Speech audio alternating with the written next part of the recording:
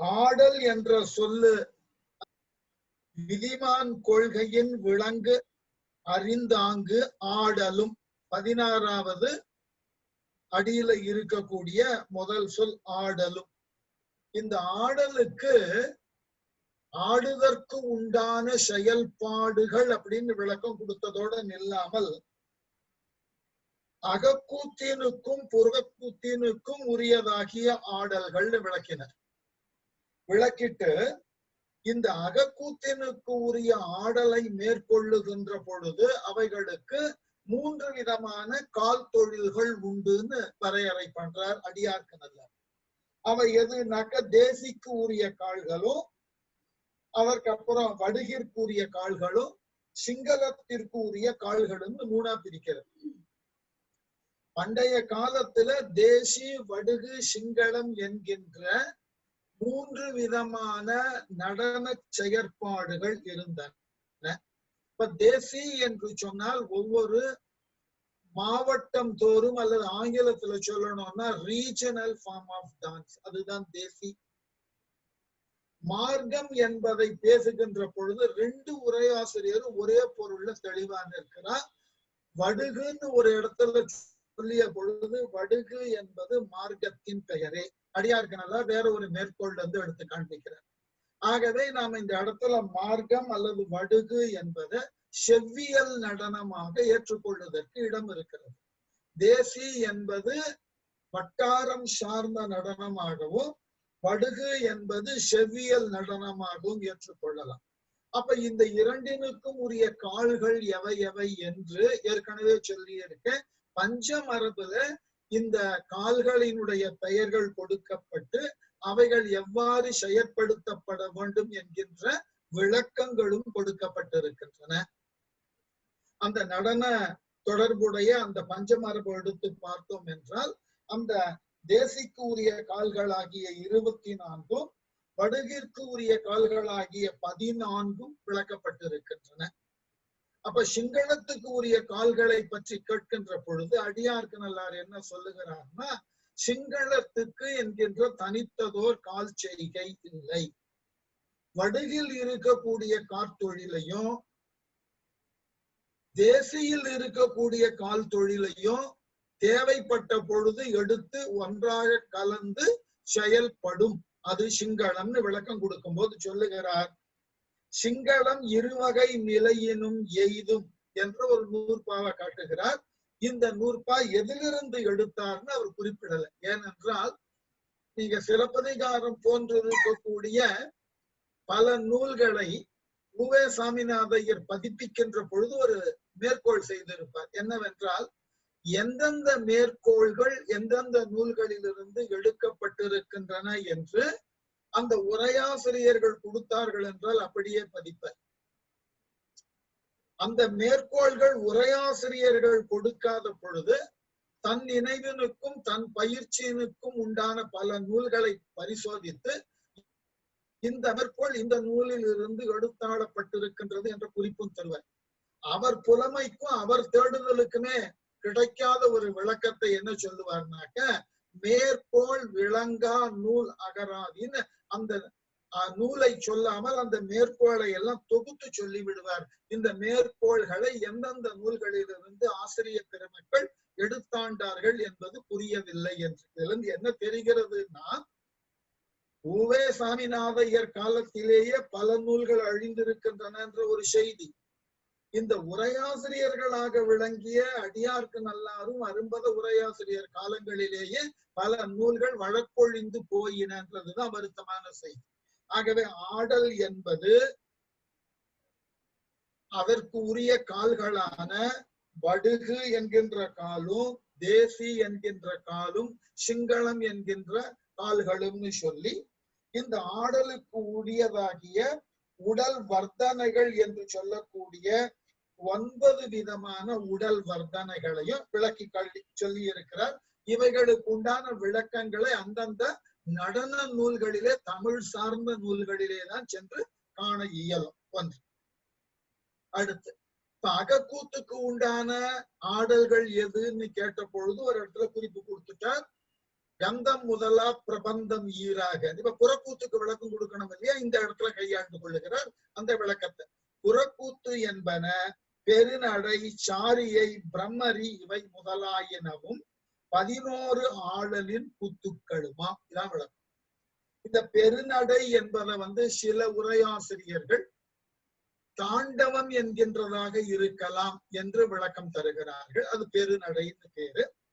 சாரியை, பிரம்மரி என்றால், சாரியை என்றால் நடனத்துல 2 விதமான சாரியைகள் உண்டு. நிலம் சார் சாரியை, நிலம் அல்லாத மேல்நிலை சாரியை, பூச்சாரியை, ஆகாசிக்கு சாரியை என்று 2 விதமான இயக்கங்கள். நிலத்திலே எவ்வாறு இயங்குவது, அதுபோல் கொஞ்சம் நிலத்தை விட்டு மேலாக மேலெழுந்து இயங்குவது எவ்வாறு, இது போன்றதாகிய இந்த சாரிகைகள் 10 10 என்று விளக்கப்பட்டிருக்கின்றன.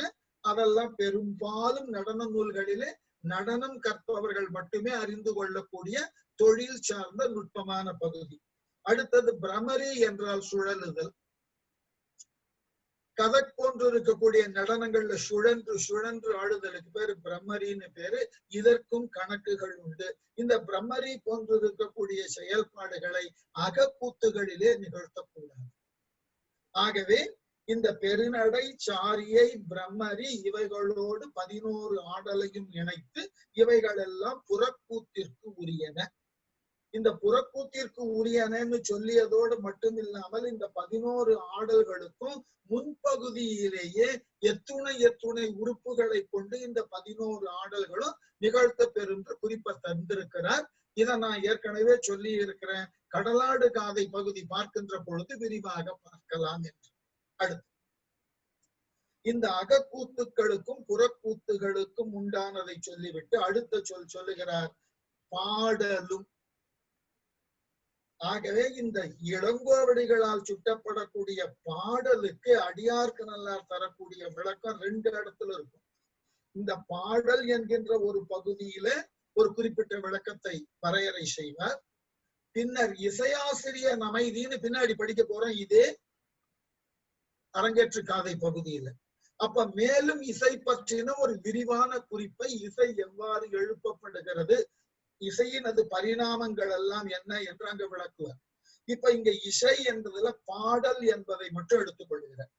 பாடலுக்கு அந்த பண்ணல் முதலிய 8 வகைப்பட்ட குறிக்கோள், பண்ணல், பரிவட்டனைன்னு பின்னாடி ஒரு நூற்பாவை நாம காணல் வரியில படிக்க போறோம். அதை விரிவாக அங்க பார்க்கிறோம். அதாவது பாடுவதற்கு உண்டான 8 வகை நிலைகள் இருக்கின்றன. அந்த 8 வகை நிலைகள் என்ன என்பதை பாடலோடு கூடிய பகுதியாக வரக்கூடிய காணல் வரியில கொஞ்சம் விரிவாக பார்க்கலாம், விரிவாக பேசலாம். ஆகவே இந்த பண்ணல், பரிவட்டனை என்கின்ற உறுப்புகள் என்று நினைவு வைத்துக் கொள்ளுங்கள். அதற்கப்புறம் இங்க முக்கியமா சொல்லக்கூடிய விஷயம் எதுன்னா, இந்த பாடல் என்பது இசையோடு பாடுகின்ற பொழுதுதான் பண்ணல், பரிவட்டனை போன்றவைகள் பயன்படும். பாடலை ஒரு செய்யுளாக, பாவடிவமாக, இசை கூட்டப்படாத ஒரு பாவடிவமாக பார்க்கப்பட வேண்டும் என்றால் அதற்கு 8 விதமான உறுப்புகள் இருக்க வேண்டும் என்று வரையறை செய்கிறது இலக்கியம். என்னென்ன 8 என்று கேட்டால், இன்பம். ஒரு பாடலை படிக்கின்ற பொழுது அதனுடைய ஓசை இன்பம் நமக்கு நிறைவை தரும். அதற்குத்தான் இந்த இன்பங்களை பற்றி சொல்லுகின்ற பொழுது கொஞ்சம் அலங்காரம் பற்றின இலக்கண நூல்களில் பயிற்சி உள்ளவர்களுக்கு, இல்லை என்றாலும் தவறாக எடுத்துக்கொள்ள வேண்டாம், மேற்கோள் தர முடியும். செய்யுள்களை எழுதுகின்ற பொழுது 3 விதமான நெறிகளை பின்பற்றினதாக தமிழ் இலக்கண மரபுகளும் பேசுகின்றது. கௌட நெறி என்கின்ற ஒரு நெறி, பாஞ்சாலி என்கின்ற ஒரு நெறி, கௌடம், பாஞ்சாலி, 3வது வைதர்ப்பம்னு 3 நெறிகள். இந்த 3 நெறிகளும் என்னை பொறுத்த மட்டில் இந்த தமிழக மண்ணில செய்யுள் புனையப்பட்ட பாடு பொருள் திறனை அடிப்படையில் அந்தந்த மொழியாளர்கள் மொழிபெயர்த்திருக்க வேண்டும்னு நான் நம்புறேன். ஏனென்றால் இது போன்றதாகிய நெறிகள் எல்லாம் தமிழ்ல தான் முதல்ல பேர் கொடுக்கப்பட்டிருக்கின்றன. அதாவது அந்த 10 நெறியை சொல்லும் போது தெளிவே, செறிவே, சமநிலை, இன்பம், உய்த்தலில் பொருண்மை, ஓசை ஆழமுடைத்தாதல் என்று வரிசையாக 10 விதமான ஒரு செய்யுள் எழுதுவதற்கு உண்டான அழகை நிர்ணயம் செய்யப்பட்டிருக்கும். அதாவது எழுதப்படுவன எல்லாம் செய்யுளாக கருதக்கூடாது என்று முன்னோர்கள் கருதி இருக்கிறார்கள். ஒரு பாடல் எழுதப்பட வேண்டும் என்றால் அந்த பாடல்ல 10 விதமான அழகு இருக்க வேண்டும். தொடக்க காலத்துல 10 விதமான அழகு என்று சொல்லி பின்னர் மெல்ல மெல்ல அது 8ஆக மாறி இருக்கிறது அடியார்க்க நல்லார் காலத்தில். அதுதான் ஆச்சரியம். தண்டி அலங்காரம் போன்று இருக்கக்கூடிய 5ஆம் நூற்றாண்டு 7ஆம் நூற்றாண்டு நூல்களிலோ, மாறன் அலங்காரம் போன்று இருக்கக்கூடிய 8ஆம் நூற்றாண்டு நூல்களிலோ இந்த செய்யுளை எழுதுகின்ற பொழுது கவனிக்கத்தக்க வனப்புகள் அல்லது அழகுகள் 10 என்று சொல்லி இருக்க, பின்னாளில் 10க்கு பதிலாக இந்த 8 இருந்தால் போதும் என்று வரையறை செய்திருக்கிறார்கள் என்றால், காலப்போக்கில் ஒரு பாடல் அல்லது செய்யுளானது எவ்வாறு புற அகநிலைகளில் தன்னுடைய கட்டமைப்பை இழந்து கொண்டிருக்கின்றன பார்க்கலாம். அண்மை காலம் 40-50களுக்கு பிறகு தமிழகத்துல புதுக்கவிதை மெல்ல மெல்ல தலை தூக்க ஆரம்பித்தது. 80களிலே புதுக்கவிதையின் அது உச்சம்னு சொல்லலாம். ஆனால் பண்டைய மரபு கவிதைகளில் இருக்கக்கூடிய எந்த ஒரு எதுகையோ மோனையோ இயைபோ இல்லாமல் புதுக்கவிதைகள் இன்றளவும் இருக்கின்றன. அதை எத்துணை பேரால் நினைவு வைத்துக் கொள்ள முடியும். இப்ப பழைய அழகுகள் என்று பரிமேலழக மன்னிக்கணும், இந்த அடியார்க்கு நல்லார் போன்றோர்கள் எல்லாம் சொல்லக்கூடிய விளக்கங்களை எல்லாம் இன்றைய புதுக்கவிதையில பொருத்தி பார்க்க தொடங்கினோம் என்றால் தோற்றுத்தான். ஆகவே இந்த பாடலுக்கு என்ன சொல்றார்? இன்பம். பாடலை ஒலிக்கின்ற பொழுது இன்பம் இருக்க வேண்டும். 2வது தெளிவு. பாடல்ல பாடு பொருள்ல குழப்பம் வரக்கூடாது. அந்த தெளிவான பாடு பொருளை தெளிவான சொல் பிரயோகங்களை கையாள வேண்டும். அதாவது ஆங்கிலத்துல சொல்லணும்னா ஒரு பாட்டை கேட்ட உடனே ஆம்பிகுவஸா தடுமாறக்கூடாது. ஆகவே தெளிவு இருக்கணும். அந்த பாடல் ஒரு காலத்துல தெளிவாக எழுதுதல் தான் கவிதைன்னு நம்பினார்கள். ஆனால்தான் சங்க இலக்கியங்களை எல்லாம் பார்த்தீர்கள் என்றால் மிக பெரிய அளவில் அலங்காரம் செய்திருக்க மாட்டார்கள் பாடு பொருளுக்கு. அவர்களால் பெரிதும் கையாளப்பட்ட அணிகளே 2 தான் சங்க இலக்கியத்துல. ஒன்று உவமை, இல்லைன்னா உருவகம். ஏனைய பிற அணிகள் சங்க இலக்கியத்திலேயே கிடையாது. ஒண்ணு ஓமை இருக்கும். ஓமை என்பது யூனிவர்சலா பேசக்கூடிய ஒரு அணி, போயட்டிக் சிமிலி. அதே மாதிரி யூனிவர்சலா பார்க்கக்கூடிய மற்றொரு அணி எதுன்னா மெட்டபர். இந்த ஓமையும் உருவகத்தையும் நம்ம பேச்சு வழக்குல கூட கையாள முடியும். இந்த அடிப்படையில தான் சங்க இலக்கியங்கள்ல பெரும்பாலான பாடல்கள் 95 விழுக்காட்டினுக்கு மேலான பாடல்கள் ஒண்ணு தன்மை நவிர்ச்சியில இருக்கும், கொஞ்சம் வேணா ஓமை சொல்லப்பட்டது. அகப்பாடல்களாக வருகின்ற இடத்துலதான் இறைச்சி பொருளுக்கோசரம் உருவகமாக கையாளப்பட்டிருக்கும். மற்றைய பிற்காலத்தில் தண்டி அலங்காரம் சொல்லக்கூடிய 35 அணிகளோ, மாறன் அலங்காரம் சொல்லக்கூடிய 100 அணிகள்லாம் அங்க இடமே பெறல. ஏனென்றால் ஒரு கவிதை என்பது கற்போருக்கு ஒரு தெளிவினை தர வேண்டும். ஆகவே கற்ற மாத்திரத்திலேயே அது நமக்கு மகிழ்ச்சியை, இன்பத்தை தர வேண்டும். அடுத்தது நிறை. நிறை என்று சொன்னால் சொல்ல வந்த பொருளை தெளிவாக முழுமையுமாக சொல்லி இருக்கிறார் என்ற திருப்தி வரணும் படிக்கின்ற பொழுது. ஏதோ விட்டிசைக்கிறது, ஏதோ குறைபாடு உடையதுன்னு தோன்றக்கூடாது. நிறை. ஒளி. ஒளினா ஒரு கவிதைக்குன்னு ஒரு பிரகாசம் இருக்கு. அந்த கவிதையை சொல்லிய மாத்திரத்தில் அதனுடைய கம்பீரம் நமக்கு தெரியும். அந்த கவிதையினுடைய போக்கும், அந்த கவிதையின் கண் இருக்கக்கூடிய பொருளும், இவைகளை எல்லாம் அந்த கவிதைகளிலே கையாளப்படக்கூடிய சொற்களினது கட்டமைப்பையும் பார்க்கின்ற பொழுது ஒளி தெரியும். அடுத்தது வன்சொல். வன்சொல் என்றால் சொல்லப்பட்ட கருத்தை அல்ல சொல்லப்படுவதற்கு உரிய கருத்தை வலிந்து நிர்ணயத்தோடு சொல்ல வேண்டும். வன்சொல். அப்புறம் ஒரு கருத்து சொல்லுகின்ற பொருள் இறுதி இருக்கணும், மந்தம் இருக்கணும், உச்சம் இருக்கணும். அதான் 3 கடைசி. அதாவது ஒரு கன்க்ளூஷன் இருக்கணும். அந்த பாட்டினுடைய பாடு பொருளை நடுவுல எப்படி விஸ்தாரமா விளக்கம் தரணும், அதற்கு போல் உச்சம் கொடுக்கணும். இந்த கருத்தினது உச்சம் இது. இந்த மாதிரி 8 விதமான கட்டமைப்புகளை கொண்டிருப்பதாக பாடல் இருக்க வேண்டும். இந்த 8ம் பாடலின் பயன் நூற்பாழ்வு. அதுதான் இன்பம் தெளிவே நிறையோடு ஒளியே வன்சொல் இறுதி மந்தம் உச்சம் என வந்த 8ம் பாடலின் பயனே என்று 8 விதமான பயன்பாடுகள் பாடலுக்கு இருக்க வேண்டும். அடுத்து பாணி. இந்த பகுதி தான் நான் கொஞ்சம் விரிவாக பேச வேண்டும்னு நினைத்த பகுதி. பாணி என்பது தாளங்கள் அப்படின்னு குறிப்போல கொடுத்துட்டேன். ஏன் அது தாளங்களுக்கு பண்டைய இலக்கியத்துல பாணின்னு சொன்னா, தமிழ்ல பாணின்னு சொன்னாலே கையின்னு தான் போகும். அதற்கு மேற்கோள் வேண்டும் என்றால், பிள்ளை தமிழ்ல சப்பாணி பருவம் என்கின்ற பருவம் உண்டு. அது குழந்தை கைகளை கொட்டி ஒலியை எழுப்பக்கூடிய பருவம். ஆகவே பாணி என்றால் கை. அதனாலதான் மற்றைய மொழியாகிய வடமொழியிலையும் பார்த்தீர்கள் என்றால், திருமணத்திற்கு கையை பற்றி கொள்ளுதலுக்கு பேருதான் பாணி கிரகணம். அதே போல பாணின்ற சொல்லுக்கு கை என்ற பொருள்ல நிறைய சொற்கள் இருப்பதை பார்க்க முடியும். ஆகவே அந்த பாணி என்றால் கை. பண்டைய காலங்கள்ல தாளத்தை கைகளினால் போட்டிருக்கிறார்கள். ஆனா இதற்கு நேர் எதிரான ஒரு விளக்கத்தை கூத்தநூல் தருகிறது. காலடி தட்டே தாளம் என்பது. நடனம் ஆடக்கூடியவர்கள் தாளத்தை காலால நிலத்தில் தட்டி தட்டி அந்த தாளத்தின் போர்வையை சேர்ப்பதினால் காலடி தட்டே தாளம் என்ப. தாள் என்றால் பாதம், அதுல இருந்து வந்தது தாளம் என்று கூத்தநூல் சொல்லும். ஏன்னா கூத்தநூல் முழுக்க முழுக்க நடனத்தை முன்னிறுத்தி எழுதப்பட்ட இலக்கணம். ஆகவே அதற்கு தாளம் என்ற சொல்ல பாதத்தினுடைய மறுபெயரான தாளிலிருந்து வந்தது தாளம்னு அவர் விளக்கிட்டு. ஆனா இங்க பாணி என்பது தாளங்கள் விளக்கம் கொடுத்துட்டு, கொட்டும் அசையும் தூக்கும் அளவும் ஒட்ட புணர்ப்பது பாணி ஆகும்.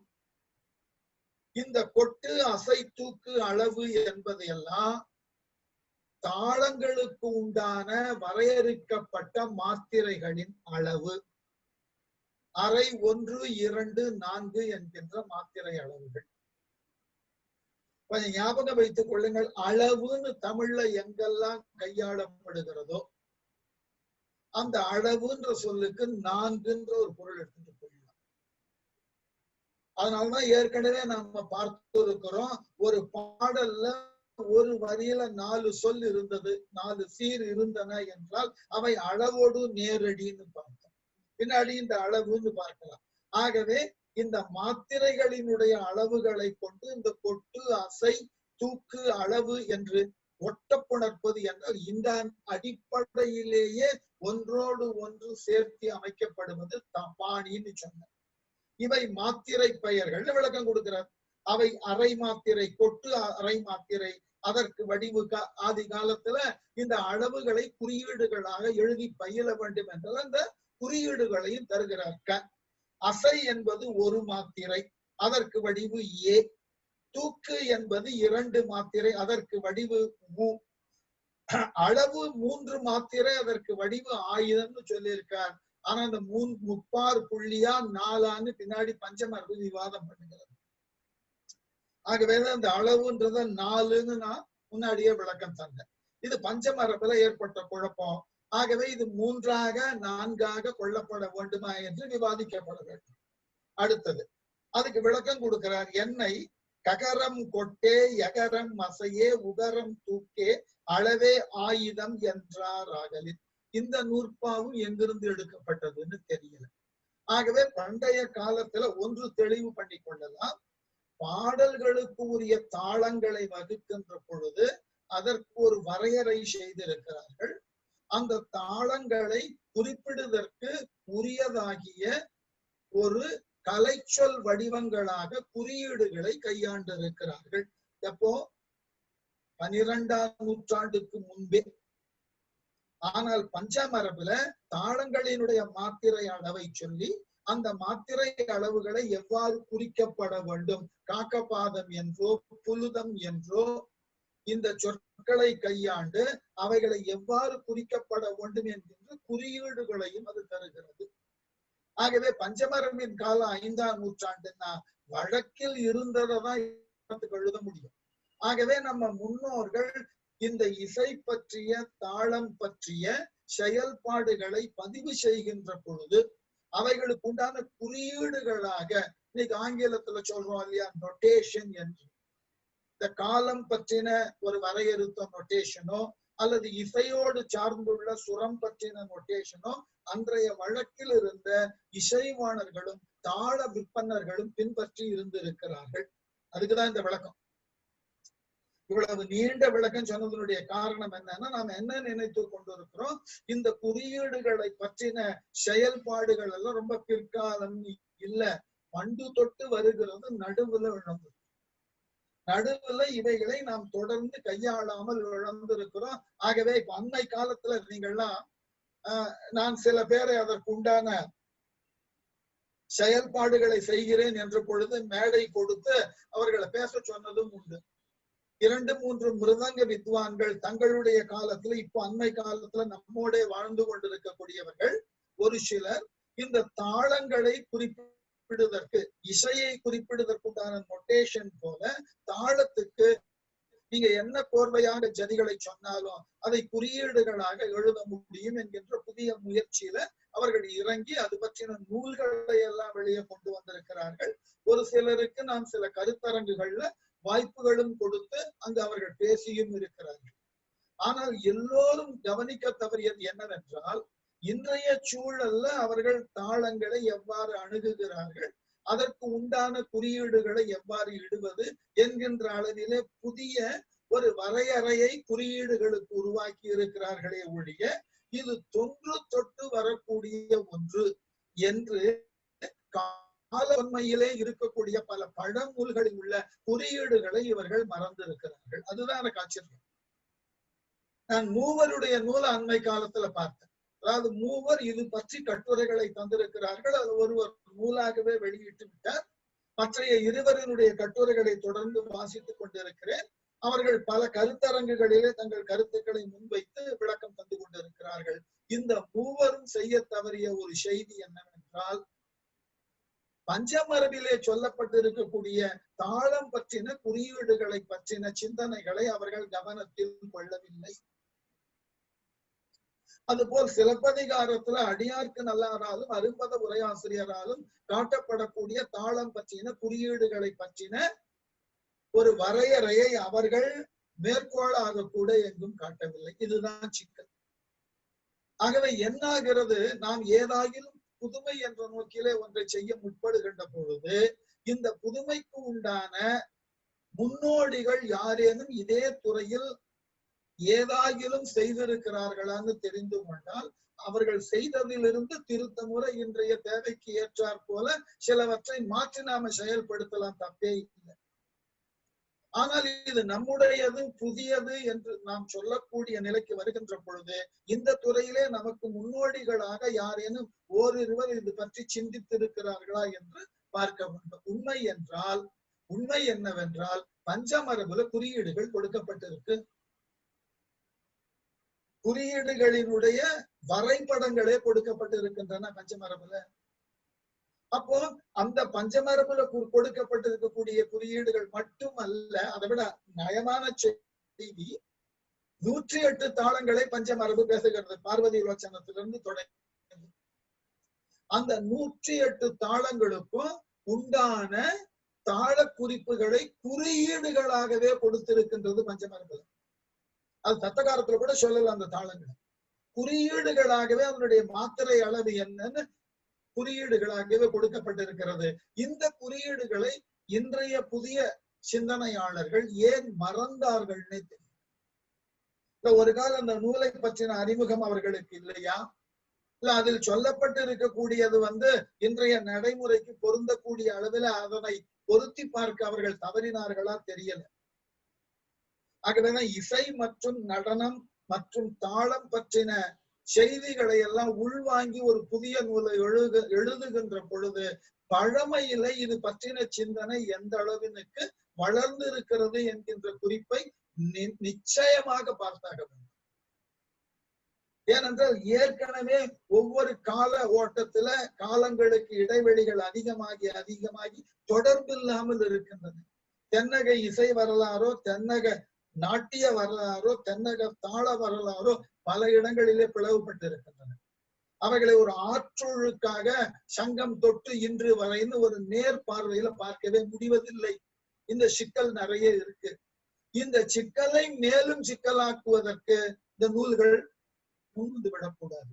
அதனாலதான் இந்த மாத்திரை பெயர்கள். அடுத்தது இவற்றின் தொழில் வருமாறுன்னு விளக்கம் கொடுக்கிறார். கொட்டு என்பது அமுக்குதல். இதெல்லாம் தாளத்துல கையாளப்படக்கூடிய நுட்பமான பயிற்சியினுடைய விளக்கங்கள்.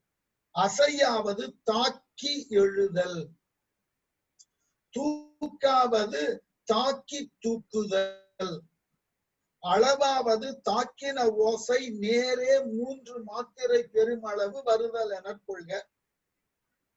இந்த விளக்கம் அடியார்கனல்லார் தரக்கூடிய விளக்கம். ஆகவே இந்த 4ம் ஒரு மிருதங்கத்திலோ முழவிலோ செய்கின்ற பொழுது நீங்கள் இந்த 4னையும் தொழில் சார்ந்த குறிப்பாக கொண்டு செய்து பழக்கப்படுத்திக் கொள்ள வேண்டும் தாளத்தை. அடுத்த விளக்கம் தான் இன்னும் கொஞ்சம் நுணுக்கமா போற. அரை மாத்திரை உடைய ஏகதாளம் முதலாக 16 மாத்திரையை உடைய பார்வதி லோச்சன நீராக சொன்ன 41 தாளமும் புறக்கூத்திற்கு உரிய. நிறைய இந்த பகுதிகள் கால ஓட்டத்துல நிறைய விவாதம் பண்ணி பார்த்தாயிற்று. ஒரு தெளிவு எனக்கு கிடைக்கல. இவர் என்ன சொல்றார்? சற்றேறக்குறைய 41 தாளமும் புறக்கூத்தினுக்கு உரிய. பஞ்சமரபுல 108 தாளம் சொல்லுகிறது. அந்த 108 தாளத்துல 41 தாளம் புறக்கூத்தினுக்கு போயிற்று என்றால் எஞ்சி இருக்கக்கூடியவை எல்லாம் அகக்கூத்தினுக்கும் பாடலுக்கும் உரியதான்ற வகைப்பாடு தெரியல. ஆனால் பஞ்சமரபினுக்கு முன்னூலாக கருதப்படக்கூடிய கூத்த நூலை எடுத்து பார்த்தீர்கள் என்றால் தாள மரபுக்குன்னு ஒரு தனி நூலே இருக்கு. தாள நூல் அல்லது தாள சமுத்திரம்னு பேர். அந்த தாள நூல்ல அவர் என்ன சொல்லுகிறார்னா 108 தாளங்கள் உடையன. அந்த 108ல 12 தாளங்கள் மட்டுமே இசைக்கும் பாடலுக்கும் உரியன. எஞ்சி உள்ள அத்துணை தாளங்களும் கூத்தினுக்கு உரியன அவர் இலக்கணம் எழுதிட்டு போயிருக்கார். ஆனா இங்க இவர் என்ன கொடுக்கிறார்? இந்த 41 தாளங்கள் புறக்கூத்தினுக்கு உரியன்ற. எது புறக்கூத்து? அந்த புறக்கூத்துன்னு சொல்லக்கூடிய பெருநடை, பிரம்மரி, சாரியை, 11 ஆடல், இந்த 4 மட்டுமே இந்த 41 தாளத்தினுக்கு உள்ளாக நிகழ்த்தப்பட வேண்டும். அப்ப இந்த 108ல 41 போச்சுன்னாக்க மீதி இருக்கக்கூடியது கணக்கு கொஞ்சம் தகராறுதான். 60 இல்லையா? 61, 67. இந்த 67 தாளங்களும் இசைப்பாடலுக்கும் அகக்கூத்தினுக்கும் உரியனவான்ற விளக்கம் அவர் கொடுக்கிறார். அப்புறம் அடுத்த குறிப்பு தரார் பாருங்க. 6 மட்டம் என்பனவும் 8 மட்டம் என்பனவும் தாள ஒரியியல் என்பனவும் தனிநிலை ஒரியியல் என்பனவும் 1 பாணி முதலாக எண்கூத்து பாணி ஈராக கிடந்த 11 பாணி விகற்பங்களும் முதல் நடை வாரம் முதலாயினவும் அகக்கூத்திற்கு உரிய என்பது. அடுத்த விடம் அகக்கூத்தினுக்கு உரியது எப்படின்னா முதல் நடை வாரம். தாளத்தை 4 கால பேதத்துல பிரிக்கலாம். முதல் நடை வாரம் கூடை திரள்னு. இந்த முதல் நடையும் வாரமும் அகக்கூத்துக்கு மட்டும்தான் நிகழ்த்தப்படணும். அவைகள் காலம் கொஞ்சம் விளம்பமா இருக்கும். அடுத்தது 2ஆம் காலமா இருக்கும். 3ஆம் காலம் 4ஆம் காலங்கள் வரைக்கும் நிகழ்த்தக்கூடிய கூத்து புறக்கூத்து. அகக்கூத்துல பாடு பொருள் முக்கியம், நீங்கள் செய்தற்குரிய அபிநயம் முக்கியம். ஆகவே அந்த கருத்தினையும் உணர்ச்சியினையும் காண்போருக்கு எடுத்து சொல்ல வேண்டிய தேவை இருப்பதினால நிதானமான தாளத்துல போனோம். ஆகவே முதல் நடையும் வாரமும் மட்டுமே அகக்கூத்துக்கு. இந்த 6 மட்டம் 8 மட்டம் என்றால் 6 மாத்திரையா இருக்கணும் அல்லது 6 அக்ஷரமாக இருக்கணும். அதை சமமா பிரிச்சிருக்கணும். மட்டம் என்றால் சமம் அர்த்தம். 3 3 4 4 அது 8 மற்றும் 5 5 10 மட்டும் 6 6 இந்த மாதிரி பிரித்து கொண்டே செல்லும். சமமாக அந்த தாளங்களை பிரித்தல் மட்டம் என்றால் சமம் அர்த்தம். இந்த மட்டம்ன்ற சொல்ல சமம்ன்ற சொல்லல வேற எங்க கையாண்டு இருக்கிறோம்னாக்க, வீடு கட்டக்கூடியவர்கள் கையில இருக்கிற கோலுக்கு பேரே மட்டக்கோல்னு பேரு. சமமாக இருக்கும். ஆகவே இது 6 மட்டம் 8 மட்டம் என்பனும் தாள ஒரியியல் என்பன. தாள ஒரியியல் என்றால் ரொம்ப அழகா தனிநிலை ஒரியியல் என்றால், இப்போ 9ன்னு வந்தாக்க 4 4 1 அது தாள ஒரியியல். 1 மட்டும் தனியா பிரிஞ்சு நிற்கும். அதே போல தனிநிலை ஒரியியல் என்றால் தனியாக ஒற்றை சொல்லாக நிற்கும். தொடக்கத்துல நின்று ஆரம்பிக்கும். இது ஏன் இந்த மாதிரியான பாகுபாடுகள் தோன்றினேன்னு கேட்டா, ஒன்று நினைவு வைத்துக் கொள்ளுங்கள். தொடக்க காலத்துல மொழியும் இசையும் தாள வரையறைகளும் ஒன்றாக இருந்தன. பின்னாளில் ஏனோ எது குறித்தோ இவர்கள் இந்த மூன்றினையும் தனித்தனியாக பகுத்து, நான் பகுத்துன்றத காட்டிலும் சிதைத்துன்ற சொல்லு பொருத்தம்னு நினைக்கிறேன். சிதைத்து மொழி தாளம் இசை இந்த மூன்றும் தொடக்க காலத்துல ஒன்றாகத்தான் இருந்தன. அடுத்த நூற்பா படிக்கும் போது தெரியும் அடுத்த செய்தி. ஆகவே பிற்காலத்தில் இவைகளை ஏன் தனித்தனியாக சிதைத்து ஒன்றுக்கு ஒன்று தொடர்பில்லாமல் மாற்றினார்கள்னு புரியல. அடுத்தது தூக்கு என்பது இத்தாளங்களின் வழி வரக்கூடிய 7 விதமான தூக்கு. செந்தூக்கு, மதலை தூக்கு, துணிபு தூக்கு, நிவப்பு தூக்கு, கழால் தூக்கு, நெடுந்தூக்கு எனப்பட்ட 7 தூக்குகள். ஏன் 7 தூக்குகள்னா, இது முழுக்க முழுக்க பாடலின் கட்டமைப்பை கொண்டு உருவாக்கப்படுவது தூக்கு என்பது. இப்போ உதாரணம், செந்தூக்கு என்றால் ஒரு சீராக பிரிக்கணும் பாட்டு. ஞாபகம் வைத்துக் கொள்ளுங்கள், ஒரு சீராக. இந்த சீர்னு ஒண்ணு படிக்கணும்னா நமக்கு கொஞ்சம் தமிழ் மரபுல யாப்பு தெரிஞ்சிடும். அப்பதான் இந்த நான் யாப்பை பத்தின அறிமுகம் நீங்க சொல்லி விடுறேன். அது தெரிந்தால்தான் இந்த சீரை புரிஞ்சுக்க முடியும். தமிழ் மரபுல எழுத்துக்களை 3ஆகத்தான் பிரிப்பார்கள். ஒன்று குறில் என்று சொல்லக்கூடிய ஒரு மாத்திரை பெறுவது, நெடில் என்று சொல்லக்கூடிய 2 மாத்திரை பெறுவது, ஒற்று என்று சொல்லக்கூடிய அரை மாத்திரை பெறுவது. இதுதான் மொழியில இயல்பாக தமிழ் சொற்கள், மன்னிக்கணும், தமிழ் எழுத்துகளுக்கு உண்டான கால அளவு. 18 மெய்களாக இருக்கக்கூடிய இக்கு இச்சு இட்டு இத்து இவைகள் எல்லாம் அரை அரை மாத்திரை பெறும்.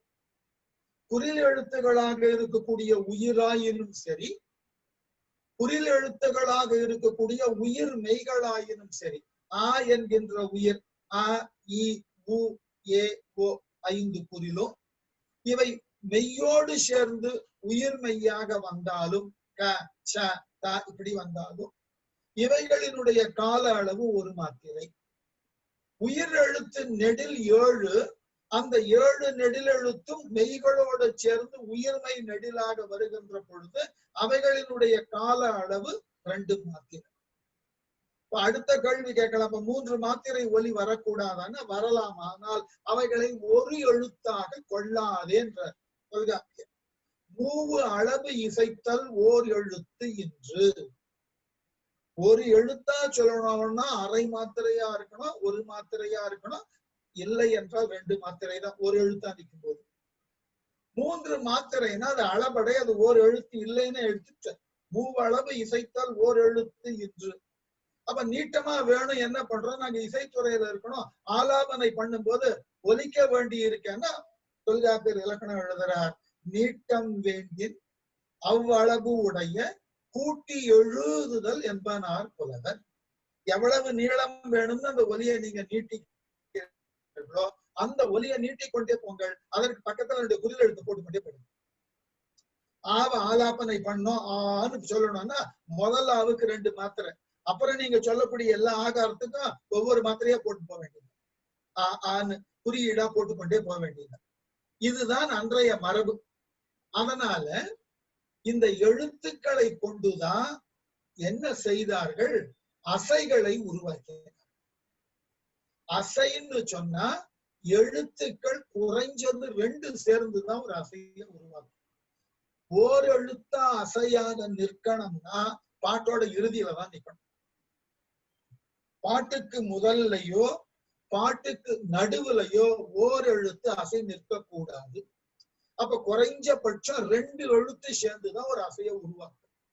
இந்த 2 எழுத்துக்களினுடைய காம்பினேஷன் எப்படி இருக்கலாம்? ஒண்ணு ஒரு குறிலும் ஒற்றும் இருக்கலாம், பல். ஒரு குறிலும் மற்றொரு குறிலும் இருக்கலாம், பல. அல்லது ஒரு குறிலும் ஒரு நெடிலும் இருக்கலாம், கலா. ஒரு குறிலும் ஒரு நெடிலும் ஒரு ஒற்றும் இருக்கலாம், கலாம். இப்படித்தான் அமையும். இவ்வாறு அமைப்பதற்கு பெயர் சீர்னு பேர். இந்த சீர்கள் ஒரு வரியில 4ஆக நின்று ஒவ்வொரு சீரும் ஓர் அசையாக நின்று இவ்வாறு 4 அசை கொண்ட சீராக இருந்தால் அவைக்கு பெயர் செந்தூக்குன்னு பேர். நினைவுபடுத்திக் கொள்ளுங்கள். இப்ப உதாரணம் நாம மேற்கோள் சொல்லும் போது இந்த ஒரே அளவில் இருக்கக்கூடிய சமச்சீர்கள் ஓரசை அசையாக இருந்து அந்த அசை ஒரு வரியில 4ஆ நின்னாக்க அதுக்கு பேரு முதல் தூக்காக இருக்கக்கூடிய செந்தூக்கு. அந்த செந்தூக்குக்கு நிறைய பாட்டு தமிழ்ல உண்டு. வா மா வா போ. உதாரணம் திருக்குறள், யா கா வா ராயினும் எல்லாம் நெடுலெழுத்தா நிக்கும் பாருங்க. இல்ல யாதானும் நாடாமால் ஊராமால் என்னொருவன், இந்த மாதிரி வருது. அதே போல இரு சீருக்கு பேரு மதலை தூக்கு. சங்க காலத்துல இருக்கக்கூடிய அத்தான பாடல்கள் எல்லாம் மதலை தூக்கு.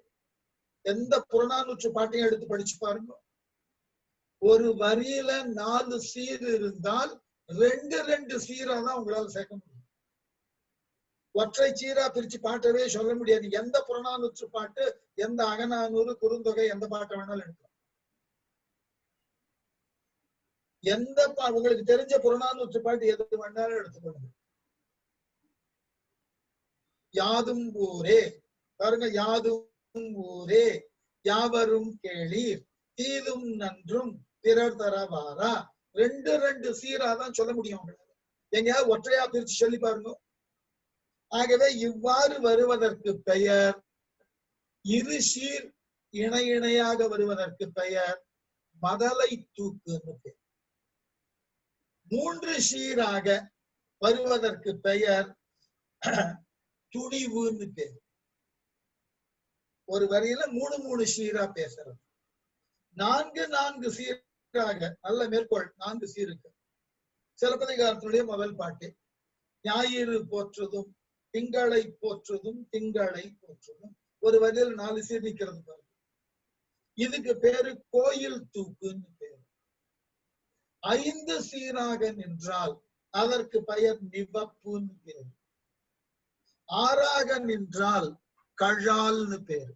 7ஆக நின்றால் 7 சீர்தூக்குன்னு பேர் வச்சுட்டேன். அதுக்கு மேல கிடையாது. நெடும் தூக்கு அதுக்கு மேல கிடையாது. 8 சொல்ல, ஏன்னா 8 எல்லாம் சொல்ற மரபு இல்லை. 8ன்னா 2 4ஆ பிரிக்கலாம். இதுலயே 5 3ஆக பிரிக்கலாம். 2 அடியா வந்தாதான் பிரிக்கலாம். இந்த மாதிரி ஒரு வரியில 4 சீர், அடுத்த வரியில 3 சீர்னு பாட்டு எழுதக்கூடிய மரபும் இருந்தது. நல்ல ஒரு நேரிசை ஆசிரியப்பாவை எடுத்து பார்த்தீங்கன்னா கடைசி அடிக்கு முதல் அடி 3 சீர்ல தான் இருக்கும். அதுக்கு இலக்கணமே அதுதான். கடை அயல் பாதம் முச்சீர் வரின் நேரிசை. கடை அயல் பாதம் கடைசி அடிக்கு முதல் அடி 3 சீர் வந்தா அது நேரிசை ஆசிரியப்பா.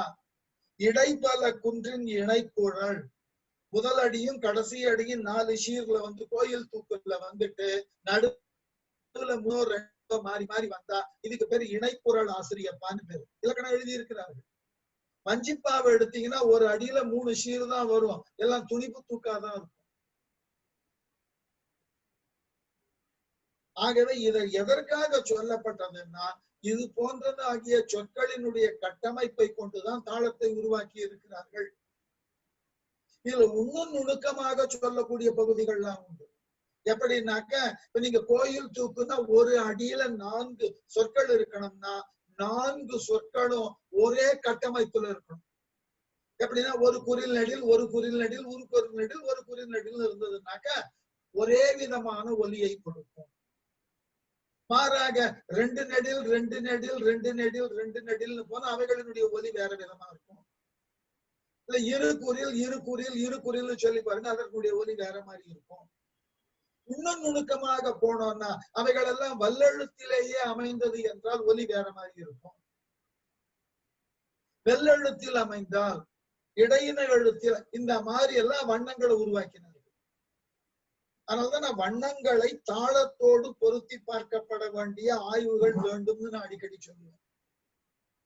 ஒரு காலத்துல இந்த தாளம் என்பது மொழியோடு மொழியின் கண் இருக்கக்கூடிய எழுத்துகள், எழுத்துகளின் கால அளவு இவைகளை கொண்டுதான் உருவாக்கப்பட்டு இருக்க வேண்டும் என்பது என்னுடைய சிறிய அபிப்பிராயம். தவறா கூட இருக்கலாம்.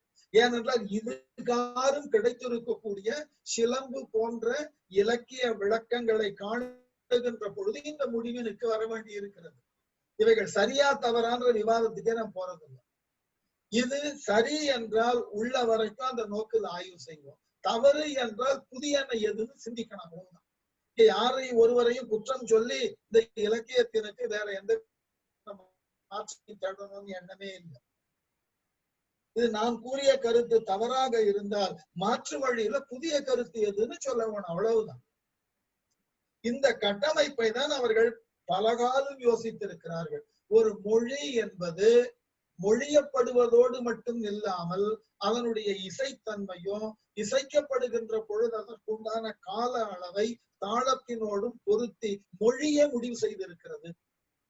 அதனாலதான் அந்த மொழியில கையாளப்படக்கூடிய எழுத்துகளுக்கு கால அளவு கொடுத்தார்கள். இந்த கால அளவு கூட இப்படி குறில்ல கண் இமைத்தலும் கை நொடித்தலும் ஒரு மாத்திரைன்னு எழுதி வச்சாங்க. இன்னும் அந்த ஒரு மாத்திரையை 4 கூறுகளாக பிரித்து கால், அரை, முக்கால், முழுதுன்னு கூட பகுத்தார்கள். இந்த சொடக்கு போடுறத ஒரு மாத்திரைன்னு சொல்லி உண்ணல் காலே, ஊன்றல் அறையே, முறுக்கல் முக்கால், விடுத்தல் ஒன்றுன்னு பாட்டு எழுதி வச்சான். இந்த சொடக்கு போடுற இந்த நிகழ்வை 4 கூறா பகுக்க முடியும். இப்ப கால் மாத்திரை, அரை மாத்திரை, முக்கால் மாத்திரை, ஒரு மாத்திரை என்று அந்த ஒன்றினுடைய கீழான பகுப்புகளை நுணுக்கமாக ஒலித்திருக்கிறார்கள். ஏனென்றால் நாம் இன்னைக்கு ஆங்கிலத்துல சொல்றோம் இல்லையா, சில எழுத்துகள் மொழி முன் நிற்கின்ற பொழுது அழுத்தத்துடன் ஒலிக்கும்.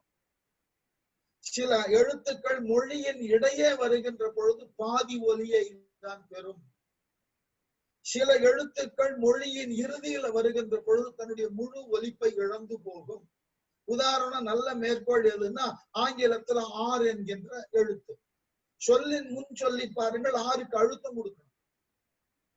சொல்லின் இடையிலே ஆர் வருகின்ற பொழுது அரை ஒலியில தான் ஒலிக்கும். ஆனால் அதே ஆர் சொல்லினுடைய இறுதியில வருகின்ற பொழுது ஒலிப்பே போயிடும். அவரவருக்கு அந்த மாதிரியான சொற்கள் ஆங்கிலத்துல தெரியும், ஒலித்து பார்த்துக் கொள்ளுங்கள். இது போன்றதாகிய ஒலி குறைபாடுகள் சேர்க்கையினால ஏற்படும் என்று தொல் தமிழ் அறிஞர்கள் கண்டிருந்திருக்கிறார்கள். அதற்கு தான் அதுக்கு தனி இலக்கணமே பேர் வச்சாங்க. குற்றியல் உகரம், குற்றியல் லிகரம், ஐகார குறுக்கம், ஔகார குறுக்கம், மகர குறுக்கம். இந்த குறுக்கங்கள் ஒலி இழப்பினுக்கு காரணமாகின்றன வகுத்து வச்சான். இவைகள் எல்லாம் ஷார்புன்னு பேசணும். இது மூல எழுத்தோட படிக்காத, மூல எழுத்துக்கள் முழுசா குறைவுபடாமல் இருக்கக்கூடிய எழுத்துகள். இப்ப நான் சொன்ன இந்த எழுத்துக்களுக்கு எல்லாம் பேரு ஷார்பு எழுத்துகள். இந்த மூல எழுத்துகளின் துணையாக தன்னுடைய ஒலியை குறைத்துக் கொள்ளும். கூன்னு சொல்லிட்டு உலகுன்னு சொல்லி பாருங்க, உங்களுக்கே தெரியும் உங்க உச்சரிப்புல இருக்கிற வேறுபாடு. பூ என்று சொல்லிட்டு உலகுன்னு சொல்லி பாருங்க, உலகுதான், உலகு இல்ல. அப்ப அந்த குகரம் ஏன் ஒலிக்கிறதுன்னு அது குச்சி எழுகிறோம், ஒலிக்கும். அதே மாதிரி இம் என்ற ஒலியை தனியா சொல்லும் போது அரை மாத்திரையா தெரியும். வரும் வணிகன் சொல்லி பாருங்க, நடுவுல இம்மு வருகிறது, வரும் வணிகன் தான். அந்த இம்ம நீங்க ரொம்ப மென்மையா உச்சரிப்பீர்கள், அங்க மாத்திரை குறைஞ்சு போயிட்டு அறையிலிருந்து காலுக்கு போயிட்டு. இந்த ஒலி திரிவுகள் தொல் தமிழ் இலக்கியங்கள்ல இருந்திருக்கு. உச்சரிப்பின் மூலமாக கால அளவுகளை வரையறை செய்திருக்கிறார்கள். அதனாலதான் என்ன செய்தார்கள், தமிழ் யாப்பு நெறியில புள்ளி எழுத்து வருகின்ற பொழுது அவைகளை கால அளவினுக்கு ஊடாக சேர்க்காதேன்னு பிரிச்சுட்டான் யாப்புல. ஆனால் அடுத்தடுத்த 2 புள்ளி எழுத்து வந்தா அதை 1 என்று எடுத்துக்கொண்டு கால அளவா மாத்திக்கணும். ஏன்னு கேட்டா, இப்ப வல்லினம் மிக கூடிய சொற்களா ஒரு பாட்டுல வருது, அவனை பார் அப்படின்னு. அந்த அவனை பார்னு வல்லினம் மிகுகின்ற பொழுது உங்களை அறியாமல் ஒரு ஸ்ட்ரெஸ் மாத்திரை கொடுக்கணும், இல்லைன்னா அவனை பார்னு ஆயிடும். இந்த அடிப்படையில தான் அன்றைக்கு மொழி உச்சரிக்கப்படுகின்ற பொழுது அந்த உச்சரிப்பினுக்கு உண்டான கால அளவும் அந்த அளவு இசையோடும் தாளத்தோடும் பொருந்தி இருக்கக்கூடியனவாக வகுக்கப்பட்டிருக்கிறது. இதை நம்ம மறந்துட்டோம். அதாவது மொழி என்பது வேறு, இசை என்பது வேறு. இந்த இசைக்குத்தான் தாளம்னு இல்ல, பேசக்கூடிய மொழிக்கு ஒரு ரிதம் இருக்கு. நம்மால் பேசப்படக்கூடிய உரைநடைக்கு ஒரு ரிதம் இருக்கு. நம்மால் எழுதப்படக்கூடிய உரைநடைக்கு ஒரு ரிதம் இருக்கு. இசைக்கு மட்டும்தான் ரிதம் இருக்கணும்னு தயவு செய்து அந்த எண்ணத்திற்கு உட்பட்டு விடாதீர்கள். ஒருவரால் பேசப்படக்கூடிய பேச்சு, ஒருவரால் எழுதப்படக்கூடிய எழுத்து, இவைகளுக்கும் ஒரு ரிதம் இருக்கிறது. சில பேருடைய நடைய பார்த்தா தெரியும், தானாக அது புலப்படும். இத நாங்க பெருமளவிலே ஆய்வுகளே செய்து கொண்டிருக்கிறோம், நடையியல் என்கின்ற பெயர்ல, ஸ்டைலிஸ்டிக் ரைட்டிங்ஸ். இத பெரிய அளவில் ஆராய்ச்சி பண்ணுகிறாங்க. ஒவ்வொருவரினுடைய நடை என்பது அவருடைய ஆளுமையை காட்டுகிறது என்கின்ற அளவில் எல்லாம் நிறைய இன்னும் சில ஆய்வுகள் சொல்லப்படுகிறது. அந்த கதையின் அது மூல கதாபாத்திரத்தை சொல்லுகின்ற பொழுது அதற்கு என்கின்ற ஒரு தனி நடையை கையாளுகிறார்கள், தனி சொல் அமைப்புகளை உருவாக்கி இருக்கிறார்கள் என்றெல்லாம் பல ஆய்வுகள் போய்கொண்டிருக்கிறது. அதனால இவைகளெல்லாம் தனித்தனியாக பிரிந்ததுதான் நம்மிடம் குழப்பம். இது ஒரு பெரிய தவறு நடந்து விட்டதுன்னே சொல்லணும். மொழியிலிருந்து இசையையும் தாளத்தையும் பிரித்து அவைகளை தனி பள்ளிகளாக த செப்பரேட் ஸ்கூல் ஆஃப் தாட்டா மாத்தினது தப்பு. இந்த மொழியோடு ஒரு காலத்துல மதுரை பல்கலைக்கழகத்துல இந்த முத்தமிழுக்கும் ஒரு வரையறுத்த பாடத்திட்டத்தை வகுத்து இதை பல்கலைக்கழகத்துல பரிந்துரைத்து இதன் மூலமாக BA முத்தமிழ் என்கின்ற ஒரு பட்டப்படிப்பையே உருவாக்க வேண்டும் என்று ஒரு பெரியவர் பெரும் முயற்சியில் ஈடுபட்டார். அது என்னமோ அன்றைக்கு ஏன் பல்கலைக்கழகங்கள் இதை சிந்திக்கவே இல்லைன்னு தெரியல. அந்த முயற்சியில் ஈடுபட்டு பாடத்திட்டத்தை வகுத்து கொடுத்தவர் யார் என்றால் பேராசிரியர் S. ராமநாதன் அவர்கள். ஆனால் அந்த பாடத்திட்டத்தை யார் ஒருவரும் பின்பற்றவில்லை. இன்னைக்கு இயல் தமிழ் மட்டும் ஏதோ தனித்து இயங்கக்கூடிய ஒன்றாக இவர்கள் கருதி கொண்டிருக்கிறார்கள். இல்ல, இயல் தமிழ்ல இசையோடும் தாளத்தோடும் பாடுதற்கும் புனைதற்கும் வாய்ப்புகள் தான் அதிகம். அதை புரிந்து கொள்ளவே இல்லை யாரும். சிலம்பு போன்ற உரைகளை கற்கின்ற பொழுது இந்த உண்மை புலப்படும். இந்த மூன்றும் சேர்ந்து இருந்தாதான் மொழி. அதாவது வேடிக்கையாக என்னுடைய உறவினர்கள்ல ஒரு குறிப்பிட்ட உறவினர்கள் ஹைதராபாத்லயே பிறந்து வளர்ந்து அங்கேயே படித்து பட்டம் பெற்ற வரைக்கும் அங்கேயே இருந்தவர்கள். அவர்கள்ட்ட பேசிக்கொண்டு இருக்கும் போது அவர்கள் ரொம்ப அழகாக சொல்லுவார்கள், நீங்க தெலுங்கெல்லாம் கத்துக்க வேண்டாம், பேச வேண்டாம். பிறர் பேசக்கூடிய தெலுங்க கேளுங்கோ, அதுல ஒரு அழகான ரிதம் இருக்கிறது புரியும். நாம கிட்ட வேடிக்கையா சொன்ன தெலுங்குக்கு மட்டும் இல்லாது எல்லா மொழிக்கும் ஒரு ரிதம் இருக்கு. அந்த மொழியினுடைய அழகே ஓசைதான். அந்த மொழியினுடைய அழகு ஓசை. அந்த ஓசையை உணர்ந்து அந்த மொழிய ஒவ்வொரு எழுத்துக்கும் உச்சரிக்கக்கூடிய முறை இருக்கு. தமிழ்ல தொல்காப்பியத்துல எழுத்துகள் எவ்வாறு உச்சரிக்கப்பட வேண்டும் என்று பிறப்பியல் ஒரு அதிகாரமே எழுதியிருக்க. அந்த எழுத்துக்களை எவ்வாறு உச்சரிக்க வேண்டும், உச்சரிக்கின்ற பொழுது காற்று எங்கு நிற்க வேண்டும், நிற்கக்கூடிய காற்றை அந்த எழுத்தாக உற்பத்தியாகக்கூடிய பிறப்பு உறுப்புகளாகிய அன்னமும் பல்லும் நாவும் இதழும் எவ்வாறு செயல்பட வேண்டும் என்கின்ற நுணுக்கமான இலக்கணங்களை எல்லாம் தொல்காப்பியர் எழுதியிருக்கிறார். இதை நம்ம முழுமையாக கற்றால் தெரியும். அப்ப ஒவ்வொரு எழுத்தும் ஒரு குறிப்பிட்ட ரிதத்துலதான் வெளியே வர்றது. அந்த ஒலிகளுக்கே விளக்கம் கொடுக்கிறார். இது மெல்லொலி, இது அடைப்பொலி என்றெல்லாம் பெயர் சொல்லுகிறார். இது வல்லொலி, இது இடைநிகரனவாய் நிற்கும் ஒலி என்றெல்லாம் விளக்கம் தர தொல்காப்பியர். ஆமா, அந்த அடிப்படையில பார்த்தால் இந்த ஒலிகளுக்கு எல்லாம் ஒரு கால பிரமாணம் இருக்கிறது. எப்ப நீங்க ஒலின்னு சொன்னீர்களோ அந்த ஒலிக்கு ஒரு கால வரையறை இருந்தாக வேண்டும். ஒரு காலத்துல பரிபாடல் போன்ற இலக்கியங்கள்ல பார்த்தீர்கள் என்றால் இந்த ஒலியையே கால வரையறைக்கு உட்படுத்தினதுனால அது உரை என்று ஆயிற்றுன்னு எழுதுவார் பரிபாடல்ல. குன்றம் குமுறிய உரை பரிபாடல். அந்த குன்றமானது குமுறுகின்ற பொழுது ஒரு வரையறுத்த கட்டுக்கோப்பிற்கு உட்பட்ட ஒலியிலே அந்த அதிர்வை ஏற்படுத்தியது, அது உரையாயிற்றுன்னு எழுதுறது. அதனால இந்த மூன்றும் ஒன்றாக இருக்கக்கூடிய ஒரு காலம் இருந்திருக்கிறது. அந்த காலத்தை நாம் கடந்து இந்த மூன்றினையும் தனித்தனியாக பிரித்து இருக்கிறோம். ஆகவே தாளத்தை பற்றின சிந்திக்கக்கூடிய அறிஞர் பெருமக்களுக்கு என்னுடைய வேண்டுகோள் அதுதான். இவைகளினுடைய மூல கட்டமைப்பு மொழியும் மொழியின் கண் உள்ள அசையினுடைய பகுதிகளான எழுத்து அவைகளினுடைய உச்சரிப்பை ஒட்டிதான் தாளங்கள் உருவாக்கப்படுகின்றன என்பதை கொஞ்சம் நினைவில் வைத்துக் கொண்டு அதன் நோக்கிலே தாளம் பற்றின புதிய சிந்தனைகள் ஏதாகிலும் இருப்பின் அதை வகுக்கலாம். அடுத்தது கூடி அடுத்த வரி என்ன? ஆடலும் பாடலும் பாணியும் தூக்கும் சொல்லிட்டோம். ஆடல் நடனம், பாடல் அதற்குண்டான பாட்டு, பாணி சொல்லிட்டோம், தூக்கு நான்கும். கூடிய நெறியின கொளுத்தும் காலை. கூடிய நெறியின என்பது இந்த கூத்தும் பாட்டும் தாளமும் தூக்கும் தம்மின் கூடிய நெறியை உடைய அகக்கூத்தும் புறக்கூத்தும் முதலாயினம் என்று. இந்த நாளும் ஆங்கிலத்துல சொல்லணும்னா ஈவனா பிளண்ட் ஆகிருக்கும். கூத்து பாட்டு பாணி தூக்கு இந்த நாளும் பொருத்த முறை அகப்பாடலுக்கு எவையவை புறப்பாடலுக்கு எவையவை நாலு உறுப்புகளும் எப்படி இருக்கணுமா? கூடிய நெறினர். நெறி என்று சொன்னால் வரையறுக்கப்பட்ட முறைன்னு அர்த்தம். இந்த நான்கும் கூடுகின்ற பொழுது அவைகளுக்கு என்கின்ற வரையறுக்கப்பட்ட முறை இருக்கின்றன.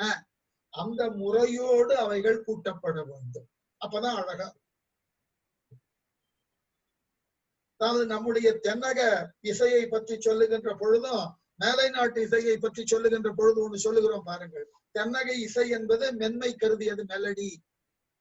மேலை நாட்டு இசையை பொறுத்த வரைக்கும் சேர்ந்து இசை ஹார்மனி என்று. இந்த வரிக்கு என்ன விளக்கம் கொடுக்கலாம்?